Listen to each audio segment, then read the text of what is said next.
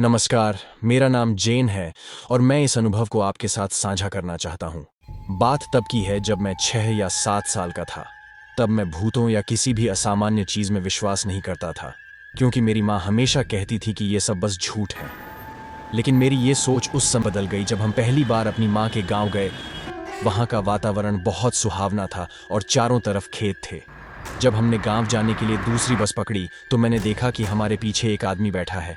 उसकी उम्र 50 से 60 साल के बीच रही होगी और उसके पास एक छड़ी थी। उसने मुझे एक स्माइल के साथ मेरे सामने बैठते ही एक कैंडी दी। क्योंकि मैं एक छोटा बच्चा था, इसलिए मैंने उसे ले लिया और खा लिया। और जब हम अपने गांव पहुंचे तो मैंने उस आदमी को अलविदा कहा और वो फिर से मुझे देखकर मुस्काया।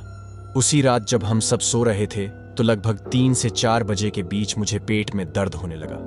मुझे महसूस हुआ कि मेरे पेट में गड़बड़ है, इसलिए मैं बाथरूम जाने के लिए उठा। लेकिन हमारा बाथरूम घर के बाहर था, इसलिए मुझे बाहर जाने में डर लग रहा था। मेरी माँ और घर के सभी लोग सो रहे थे और मैं उन्हें जगाना नहीं चाहता था, क्योंकि मेरी माँ यात्रा से बहुत थक गई थी। मैंने अपना सारा साहस जुटाया और बाथरूम की ओर बढ़ा, जो घर से कम 10 कदम दूर था। लेकिन फिर भी यह मेरे लिए बहुत डरावना था।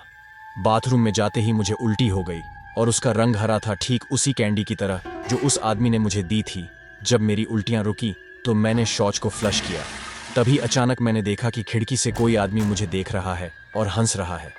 तब मुझे समझ आया कि यह वही आदमी था जो हमारी बस में हमारे पीछे बैठा था। मुझे और भी ज्यादा डर लगने लगा जब उसने मेरा नाम लेकर मुझे बुलाना शुरू किया। मैं तुरंत अपने घर की तरफ दौड़ा। मैंने अपनी माँ को जगाया और उन्हें सारी बात बताई। मेरी माँ को यह सब मेरा भ्रम लगा, क्योंकि उनके हिसाब से यह सब मुमकिन नहीं था, क्योंकि बाथरूम की खिड़की इतनी ऊंची थी कि कोई भी वहां तक नहीं पहुंच सकता था। मेरी माँ मेरी गलतफहमी दूर करने के लिए मेरे साथ बाथरूम गई, लेकिन तभी उन्होंने खिड़की पर किसी के हाथों के निशान देखे। इसके बाद उन्होंने मेरे पापा को बुलाया और घर के चारों तरफ चेक करने के लिए कहा। लेकिन मेरे पापा ने वहां किसी को नहीं देखा, यहां तक कि कुत्तों को भी कुछ पता नहीं चला। अगर ऐसा होता तो वो जरूर भौंकते। अगली सुबह जब मेरी माँ घर की साफ सफाई कर रही थी और अपने परिवार के सदस्यों की तस्वीरें लगा रही थी, तभी अचानक एक फोटो ने मेरा ध्यान अपनी ओर खींच लिया। यह वही आदमी था जो हमारी बस में बैठा था और जिसने मुझे कैंडी दी थी।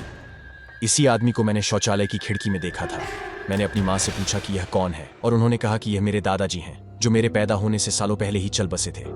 मैंने अपनी माँ को यह बात नहीं बताई, क्योंकि यह सब मुझे बेहद खौफनाक लगा। उस दिन मेरे साथ क्या हुआ और क्यों हुआ, ये बात मैं आज तक नहीं समझ पाया।